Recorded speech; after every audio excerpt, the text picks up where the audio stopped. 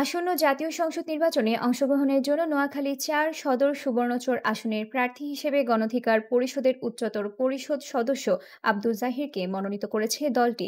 বৃহস্পতিবার ২৪ জুলাই দুপুর ৩টায় দলটির কেন্দ্রীয় কার্যালয়ে দলটির কেন্দ্রীয় সভাপতি নুরুল হক নূর ও সাধারণ সম্পাদক রাশিদ খানের উপস্থিতিতে সিনিয়র যুগ্ম সাধারণ সম্পাদক হাসান আল মামুন প্রথম ধাপে নোয়াখালী-৪ আসন সহ দেশের মোট ৩৬টি আসনের প্রার্থী ঘোষণা করা হয়।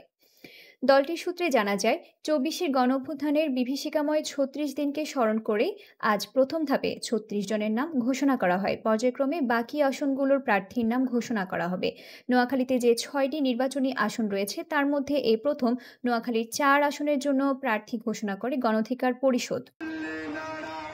জানা যায়, আব্দুল জাহিরের গ্রামের বাড়ি নোয়াখালীর সদর উপজেলার কালাদরব ইউনিয়নের রামহরিতালুক গ্রামে।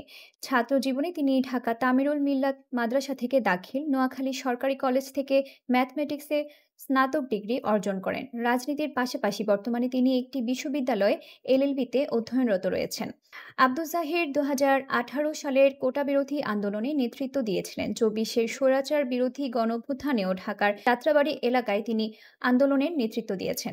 ফ্যাসিবাদ বিরোধী আন্দোলনে নেতৃত্ব দেওয়ায় ২০১৮ সালের পর থেকে একাধিকবার তাকে কারাগারেও যেতে হয়েছে। বর্তমানে তিনি গণঅধিকার পরিষদের উচ্চতর পরিষদ সদস্য হিসেবে দায়িত্ব পালন করছেন। নির্বাচনে অংশগ্রহণের বিষয়ে জানতে চাইলে আব্দুল জাহির বলেন, জনতার ভোটের অধিকার আদায়ের আন্দোলনে নেতৃত্ব দিয়েছে গণঅধিকার পরিষদ। সেই গণঅধিকার পরিষদ আজ আমাকে নোয়াখালী-৪ আসনের জন্য মনোনীত করেছে। আগামী জাতীয় সংসদ নির্বাচনের জন্য আমরা ইতোমধ্যেই মাঠ পর্যায়ে আমাদের কার্যক্রম শুরু করেছি। আমি আশা করছি বিপুল ভোটের ব্যবধানে গণঅধিকার পরিষদকে নোয়াখালীর ৪ আসন উপহার দেব। নোয়াখালী সদর ও সুবর্ণচরের মানুষের জন্য কিছু করার স্বপ্ন আমার দীর্ঘদিনের।